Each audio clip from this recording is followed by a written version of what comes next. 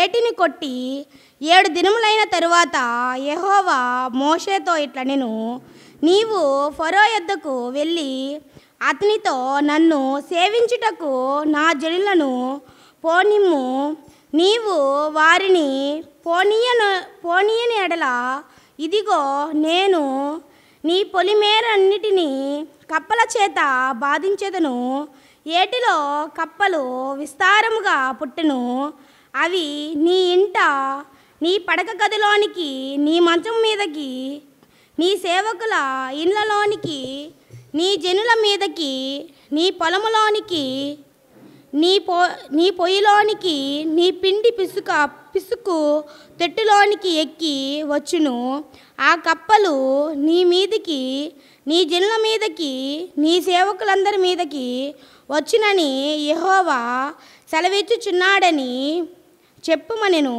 మరియు యెహోవా మోషేతో ఇట్లనెను, నీవు అహరోనును చూచి నీ కర్ర పట్టుకొని ఏటిపాయల మీదను, కాలువల మీదను, చెరువుల మీదను నీ చెయ్యి చాపి ఐగుప్తు దేశం మీదకి కప్పలను రాజేయుమని అతనితో చెప్పుమనగా, అహరోనును ఐగుప్తు జనుల మీద తన చెయ్యి చాపెను. అప్పుడు కప్పలు ఎక్కి వచ్చి ఐగుప్తు దేశంలోను కప్పెను.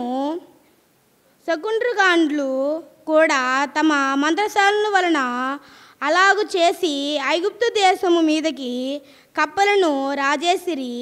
అప్పుడు ఫరో మోషే అహరోనును పిలిపించి, నా యొద్ద నుండి, నా జనుల యొద్ద నుండి ఈ కప్పలను తొలగించుమని యెహోవాను వేడుకొనుడి.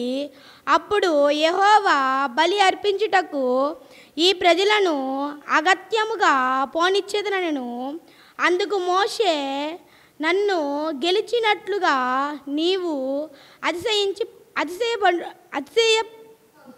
అతిశయపవచ్చును. ఈ కప్పల శేషము ఏటిలోనే ఉండినట్లును, అవి నీ మీదను నీ ఇండ్లలోనూ ఉండకుండా చంపబడినట్లను నీ కొరకును, నీ సేవకుల కొరకును, నీ ప్రజల కొరకును నేనెప్పుడు వేడుకొనవలెను చెప్పుమని ఫరోను అడుగగా, అతడు రేపే అనెను. అందుకతడు, మా దేవుడైన యెహోవా వంటి వారెవరునూ లేరు అని నీవు తెలుసుకొనున్నట్లు నీ మాట చొప్పున జరుగును అనగా, కప్పలు నీ యొద్ద నుండి, నీ ఇండ్లలో నుండి, నీ సేవకుల యొద్ద నుండి, నీ ప్రజల యొద్ద నుండి తొలగిపోవును. అవి ఏటిలోనే ఉండుననెను. మోషే అహరోనులు ఫరో యొద్ద నుండి వెళ్ళినప్పుడు యెహోవా ఫరో మీదకి రాజేసిన కప్పల విషయములో మోషే అతని కొరకు మొరపెట్టగా, యెహోవా మోషే మాట చొప్పున చేసెను. కనుక ఇండ్లలో నేమి, పలుపల వెలుపల నేమి, పొలములలో నేమి కప్పలు ఉండకుండా చచ్చిపోయెను. జనులు వాటిని కుప్పలుగా వేసినప్పుడు భూమి కంపు కొట్టెను. ఫరో ఉపశమనము కలుగుట చూచి యెహోవా సెలవిచ్చినట్లు తన హృదయమును కఠినపరచుకొని వారి మాట వినకపోయెను. అందుకు యెహోవా మోషేతో, నీవు నీ కర్ర చాపి ఈ దేశపు ధూళిని కొట్టుము, అది ఐగుప్తు దేశమంతటను పేలగునని అహరోనుతో చెప్పుమనగా, వారు అట్లు చేసిరి. అహరోనును తన కర్రను పట్టుకొని చెయ్యి చాపి ఆ దేశపు ధూళిని కొట్టినప్పుడు పేలు మనుషుల మీదను జంతువుల మీదను ఉండెను. ఐగుప్తు దేశమంతటను ఆ దేశపు ధూళి అంతయు పేలాయెను. శకుండ్రుగాండ్రు కూడా పేలను పుట్టించవలనని తమ మంత్రముల చేత అట్లు చేసిరి, కానీ అది వారి వలన కాకపోయెను. పేలు మనుషుల మీదను జంతువుల మీదను ఉండగా శకుండ్రుగాండ్రు ఇది దైవశక్తి అని ఫరోతో చెప్పిరి. అయితే యెహోవా చెప్పినట్లు ఫరో హృదయము కఠినమాయెను, అతడు వారి మాట వినకపోయెను.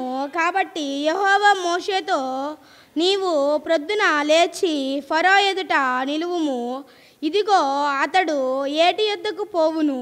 నీవు అతని చూచి నన్ను సేవించుటకు నా ప్రజలను పోనిమ్ము. నీవు నా ప్రజలను పోనీయని ఎడల చూడుము, నేను నీ మీదికిని, నీ సేవకుల మీదకిని, నీ ప్రజల మీదకిని, నీ ఇండ్లలోనికి ఈగల గుంపులను పంపెదను. ఐగుప్తుల ఇండ్లను, వారున్న ప్రదేశములను ఈగల గుంపులతో నిండియుండును. మరియు భూలోకంలో నేనే యెహోవాను అని నీవు తెలుసుకున్నట్లు ఆ దినమున నేను నా ప్రజలు నివసించుచున్న గోషేను దేశమును వినాయించెదను. అక్కడ ఈగల గుంపులుండవు. నా ప్రజలను నీ ప్రజల నుండి ప్రత్యేకపరచెదను. రేపు ఈ సూచక క్రియలను జరుగునని యెహోవా సెలవిచ్చినట్టు నీవు చెప్పవలనను. యెహోవా అలాగూ చెప్పెను. బాధాకరమైన ఈగల గుంపులు ఫరో ఇంటిలోనికి, అతని సేవకుల ఇంటిలోనికి వచ్చి ఐగుప్తు దేశమంతటా వ్యాపించెను. ఆ దేశపు ఈగల గుంపుల వలన చెడిపోయెను. అప్పుడు ఫరో మోషే అహరోనులను పిలిపించి, మీరు వెళ్ళి ఈ దేశములో మీ దేవునికి బలి నర్పించుడని వారితో చెప్పగా మోషే అట్లు చేయతగదు. మా దేవుడైన యెహోవాకు మేము అర్పించవలసిన బలి ఐగుప్తీయులకు హేయము. ఇదిగో మేము ఐగుప్తీయులకు హేయమైన బలిని వారి కన్నుల ఎదుట అర్పించిన ఎడల వారు మమ్ము రాళ్లతో కొట్టి చంపుదురు గదా. మేము అరణ్యంలోనికి 3 దినముల ప్రయాణమంతా దూరము పోయి మా దేవుడైన యెహోవా మాకు సెలవిచ్చినట్లు ఆయనకు బలి నర్పించుదు మనను. అందుకు ఫరో, మీరు అరణ్యంలో మీ దేవుడైన యెహోవాకు బలి నర్పించుటకు మిమ్మును పోనిచ్చేదను, కానీ దూరము పోవద్దు, మరియు నా కొరకు వేడుకొనుడనెను.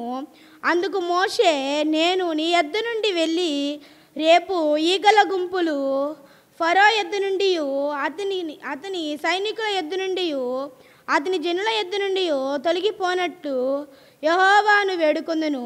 కానీ యెహోవాకు బలి నర్పించుటకు ఫరో జనులను పోనీయక ఇకను వంచన చేయకూడదని చెప్పి ఫరో యొద్ద నుండి బయలు వెళ్ళి యెహోవాను వేడుకొనెను. యెహోవా మోషే మాట చొప్పున చేయగా ఈగల గుంపులు ఫరో యొద్ద నుండి, అతని సేవకుల యొద్ద నుండి, అతని ప్రజల యొద్ద నుండి తొలగిపోయెను, ఒకటైనను నిలువలేదు. అయితే ఫరో ఆ సమయమున కూడా తన హృదయమును కఠినపరుచుకొని జనులను పోనీయడాయను. ఆమేన్. తండ్రి, బైబిల్ మిషన్ను బయలుపరుచుకున్న తండ్రి, నీకు వందనములు. నీవు బయలుపరుచుకున్నావు గనుకనే అన్ని విపత్తుల నుండి మమ్మును రక్షించుచున్నావు. స్తోత్రములు. నీ సహవాసము మాలోనూ ఉంచుటకు నీవు దిగివచ్చినావు. నీ మిషన్ను దింపినావు గనుకను నీ మిషను పిల్లలమైన మాకు నీ రూపము అద్దుటకు నీ వాక్య సందేశము అందించుమని యేసునామమున వందించుచున్నాము. ఆమేన్. నిర్గమ ముఖ్య ఉద్దేశము 3వ అధ్యాయం 8వ వచనంలో ఉన్నది. దేవుడు తన ప్రజలను నడిపించుటకు పరలోకము నుండి దిగివచ్చును. ఆ దిగివచ్చుట నేడు కూడా ఉన్నది. అనగా బైబిల్ మిషన్ను నడిపించుటకు సన్నిధి కూటములోనికి ఆయన ఆనందమున్నది. ఆది కాండములు మనిషి పడిపోవుట, నిర్గమాకాండములు ప్రభువు దిగివచ్చి వారిని విడిపించుట, రక్షించుట ఉన్నది. అనగా పాప ఫలితములైన వ్యాధి, కరువు, అవమానము, మరణము, అకారి, శత్రువైన నరకము, వీటి నుండి విడిపించుట ఉన్నది. ఇందు దాసత్వము కనబడుచున్నది. తరువాత అరణ్యములు అనే పాఠశాలలో వారికి విద్య నేర్పబడెను. ఈ పాఠశాలలో వారికి 10 ఆజ్ఞలను ఇచ్చి ఏర్పాటు ప్రజలు ఎట్లు తమ ప్రవర్తనను కాపాడుకొనవలెను, పాలు తేనెలు ప్రవహించు దేశములో ఎట్లు దేవునికి అనుకూలముగా నివసింపవలెను ఆ తర్ఫీదును ఇచ్చెను. మోషే దర్శనము. మండుచున్న పొద అనగా ఇశ్రాయేలీలు, అగ్నిజ్వాలలు అనగా ఫరో వారిని పెట్టుచున్న శ్రమలు అగ్నికి పదకాల లేదు. అలాగే ఇశ్రాయేలీలు కూడా ఫరో యొక్క శ్రమలకు నాశనము కాలేదు. దేవుడు ఇశ్రాయేలీలకు 10 ఆజ్ఞలే కాకుండా అర్పణములు, యాజకులు, దేవుని గుడారము మొదలగు వాటిని అనుగ్రహించెను. ఇవన్నీ వారు దేవుని యొద్ద నుండి పొంది వారు ఎంతో గౌరవముతో ఆమేనని జవాబిచ్చుచుండిరి. వారు నడుచుట బహు కష్టము కనుక ఒక్కొక్కప్పుడు వారు మోషే అహరోనుల మీద దేవుని మీద కూడా సనుగు కొనుచుండినవారు. దేవాలయములో సేవ చేయుట, ఆరాధన చేయుట నిర్గమాకాండములోనే ప్రారంభమాయెను. ఆజ్ఞలు, అర్పణలు, గుడారములో సేవ ఇవన్నీ దేవునికి విశ్వాసికిని ఉన్న సంబంధమును తెలియజేయును. దేవుడు ఏర్పరిచిన పద్ధతి ప్రకారము ఆరాధించవలెను గాని వారి స్వంత పద్ధతులు పనికిరావు. దేవుని యొక్క పద్ధతులలో మనిషి యొక్క పద్ధతులు పెట్టుట చాలా అపాయకరము. విమోచింపబడిన వారు ప్రతి నిత్యము శుద్ధి అగుచుండవలెను. యాకోబు ఐగుప్తుకు వెళ్ళినప్పటి నుండి శ్రమలు ప్రారంభమైనప్పటికీ 115 సంవత్సరాలు కాలము పట్టెను. ఇప్పటి వరకును అబ్రహాము యొక్క నిబంధన యూదులు కలిగి ఉన్నారు. అయితే ఈ నిర్గమాకాండములో జనాంగమంతటితోనూ దేవుడు తన నిబంధన ఏర్పరచును. దేవుడే దిగివచ్చుట. 1 ఆయన మన పాప దాసత్వము నుండి విడిపించుటకు దిగివచ్చును. 2 ఆయనే మనకు బోధించును. 3 ఆయనే తన కార్యమును మన చేత చేయించును. 4 ఆయనే మన మధ్యకు వచ్చును. 5 ఆయనే మనలో నివసించును. ఆదికాండములో యేసు ప్రభువు చరిత్ర రక్షణ వాగ్దానముగా ఉన్నది. యేసు ప్రభువు పుట్టుక ఆదికాండములో కలదు. నిర్గమాకాండములో ఆయన దిగివచ్చి మనుషులతో నివసించే చరిత్ర ఉన్నది. ప్రత్యక్ష గుడారములో మేఘారూపముగా యేసు ప్రభువు నివసించి ఇశ్రాయేలీలను నడిపించెను. అలాగూ ఇప్పుడు సంఘమును నడిపించును. మోషే 1 ఇశ్రాయేలీల విమోచకుడు. క్రీస్తు ప్రభువు మానవులందరి యొక్క విమోచకుడు. 2 శిశువులను వందించుట కలదు. యేసు ప్రభువు పుట్టినప్పుడు శిశువధ కలదు.